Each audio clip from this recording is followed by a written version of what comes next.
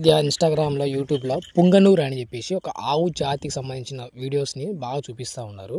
అదొచ్చి ఆంధ్రప్రదేశ్ సంబంధించిన రాష్ట్రానికి సంబంధించిన బ్రీడ్ అది. అంటే అక్కడ దాన్ని అభివృద్ధి చెందారు, దాన్ని డెవలప్ చేశారు. సో అది ఎంత ఉంటుందని ఇప్పుడు అక్కడ దూడను చూసారు, ఆ కుక్క పక్కన అంత ఎత్తు ఉంటుందన్నమాట. అంటే చాలా చిన్నది, చాలా పొట్టిగా ఉంటుంది. దాని పాల కోసం వాడుతూ ఉంటారు. సో కొంతమంది ఏమని చెప్తారంటే ఈ వీడియోస్లో, మన ఇన్‌స్టాగ్రామ్‌లో కానీ, మన యూట్యూబ్‌లో కానీ, దీని ఇంట్లో కూడా పెంచుకోవచ్చు, బయట వదలకపోయినా పర్వాలేదు, మామూలుగా మన కోళ్ళను సాధారణ ఇంట్లో తెచ్చేసి పెడితే సరిపోదని అంటూ ఉంటారు. కానీ అది అబద్ధం అన్నట్టు నమ్మకండి. ఆవులైనా, పక్షులైనా, కుక్కని, ఏ జంతువు అయినా సరే బయట తిరిగితేనే బాగుంటుంది. ఎగ్జాంపుల్ ఒకటి, మన బోన్లో వేసే పక్షిని, బయట తిరిగే పక్షిని, ఫ్రీడమ్గా తిరిగే పక్షిని రెండిట్ల మధ్య గ్యాప్ చూడండి ఎంత బాగుంటుందో. బయట తిరిగే పక్షి ఎప్పటికప్పుడు గట్టిగా ఉంటుంది, దానికి ఎట్లా కష్టపడలేదని అది తెలుస్తూ ఉంటుంది, కొంచెం హెల్తీ పరంగా అయినా బాగుంటుంది. దాని బయట ఉన్న వేరే పక్షులతో ఫ్రెండ్షిప్ లాగా కలుస్తూ ఉంటాయి. మన మనుషులకు ఎట్లా ఫ్రెండ్షిప్ ఉండో అట్లా జంతువు కూడా ఉంటాయి. సో అట్లా ఆవులు కూడా అంతే. ఈ పుంగనూరు బ్రీడ్ కూడా మన ఇంట్లో పెంచుకోవచ్చు అని చెప్పేసి విని కొంతమంది మోసపోయిన రైతులు కూడా చాలామంది ఉన్నారు. సో అట్లా నేను నమ్మకండి.